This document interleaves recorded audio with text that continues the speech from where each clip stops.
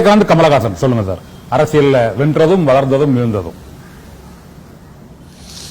விஜயகாந்த்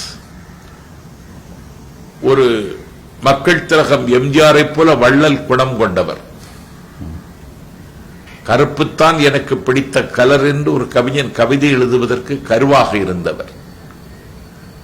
கடல் கடந்த நாடுகளில் வாழுகிற ஈழத்து சொந்தங்கள் மீது பரிவு கொண்டவர். மேதகு பிரபாகரனை நினைவூட்டுகிற வகையில் கேப்டன் பிரபாகரன் என்று படம் நடித்தவர்.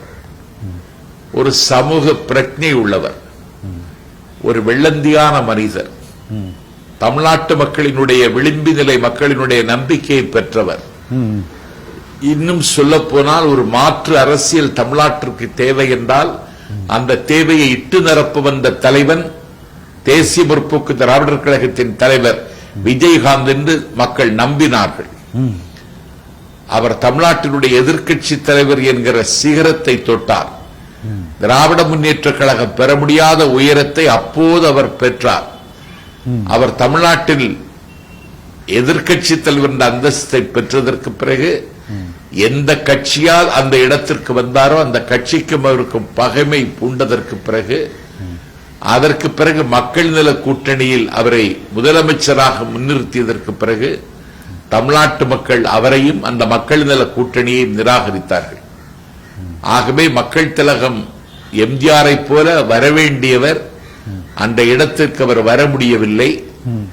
அதற்கு பிறகு அவர் நோயுற்று, அதற்கு பிறகு அவர் படுக்கையிலேயே கொஞ்சம் நாள் காலம் தள்ளி எல்லோரையும் தவிக்க விட்டுவிட்டு மறைந்து போனார்.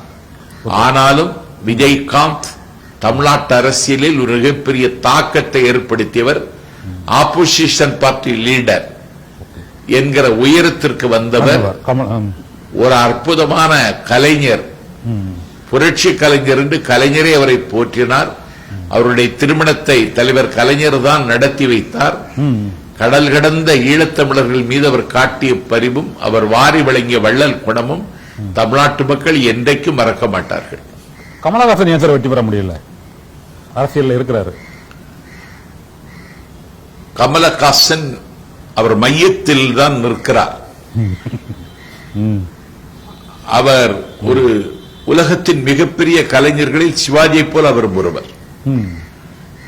என்னுடைய தமிழ் படத்திற்கு ஒரு உலக அங்கீகாரம் கிடைக்குமானால் அந்த உலக அங்கீகாரத்தை வாங்கி தருகிற